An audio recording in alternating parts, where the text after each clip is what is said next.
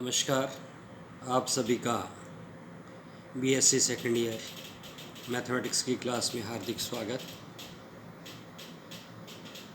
अभी तक अपने कर रहे थे differential equation of first order and first degree. आज हम दूसरा चैप्टर शुरू करेंगे, differential equation of first order and higher degree. यानी कि ऑर्डर ऑफ डिफरेंशिएशन तो एक ही होगा dy/dx, लेकिन उसकी होल पावर एक से ज़्यादा हो सकती है। तो जनरल फॉर्म है इसकी वो है कि p⁻n plus capital P1 into p⁻n-1 plus P2 into p⁻n-2 plus dash dash dash plus capital Pn is equal to 0।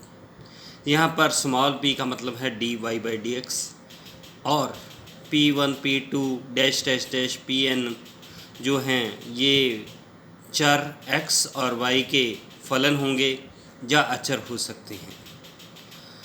तो इस तरह के इक्वेशंस को सॉल्व करने के हमारे पास अलग अलग मेथड हैं, जिसमें फर्स्ट टाइप है इक्वेशंस सॉल्वेबल फॉर p, कि वो समीकरण जो स्मॉल p के लिए हल की जा सकती हैं।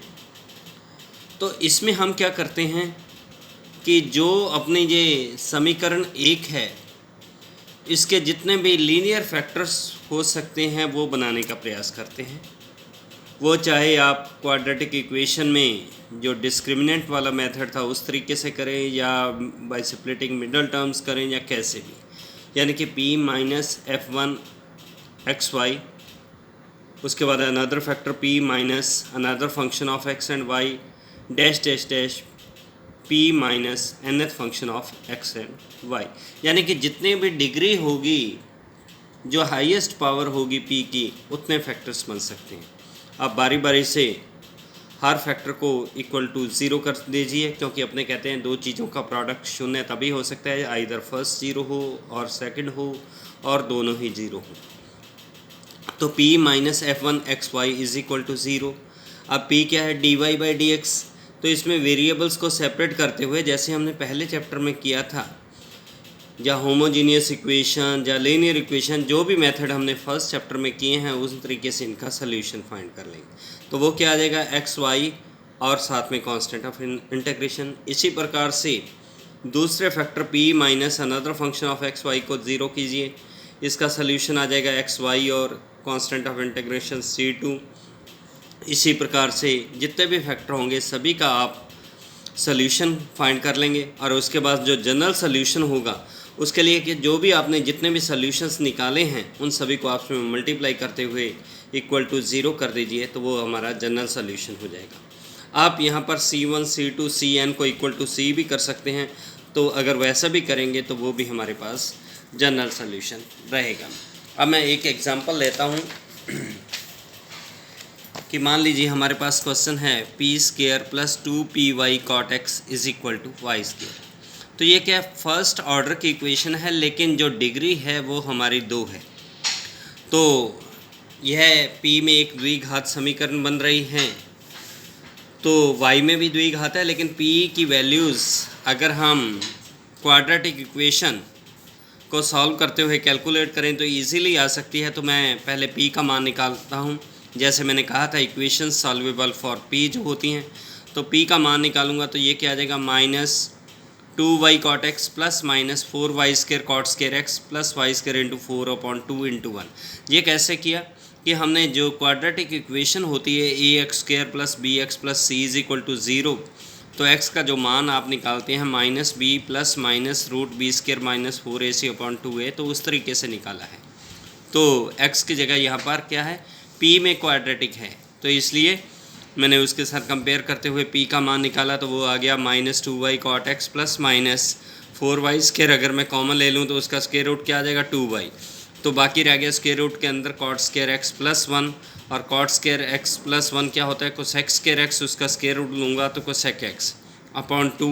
तो 2 से 2 कैंसिल हो गया, तो p is equal to -y cot x plus -y cosec x।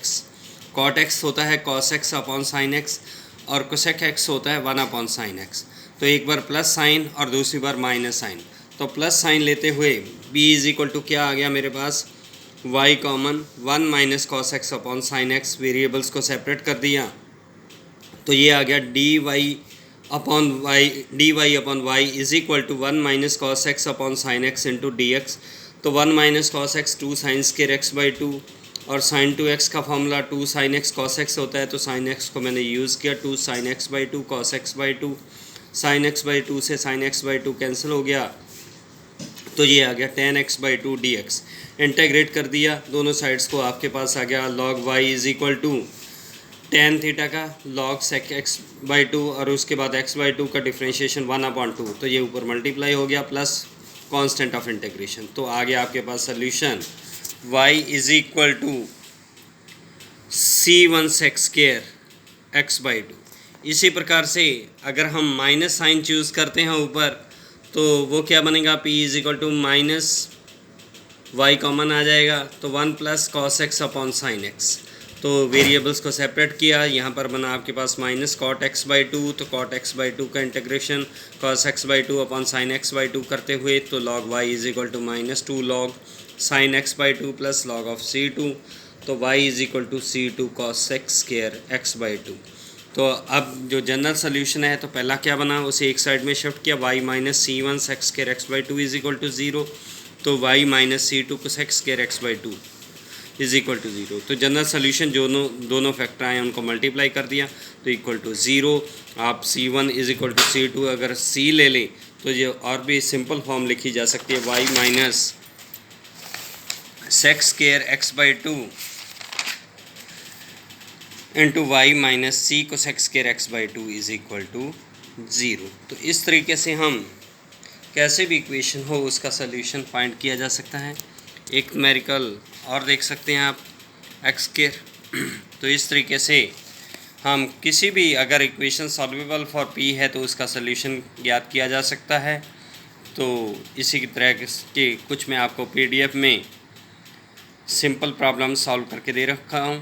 आपने क्या करना है, उनमें p का मान निकालते हुए द्विघात समीकरण से उसको हल करना है और उसके बाद वेरिएबल्स को सेपरेट करते हुए उनका अलग अलग हल ज्ञात करते हुए और जितने भी हल आएंगे उनको आपस में मल्टीप्लाई कर दीजिए तो आपके पास जनरल सोल्यूशन आ जाएगा। धन्यवाद।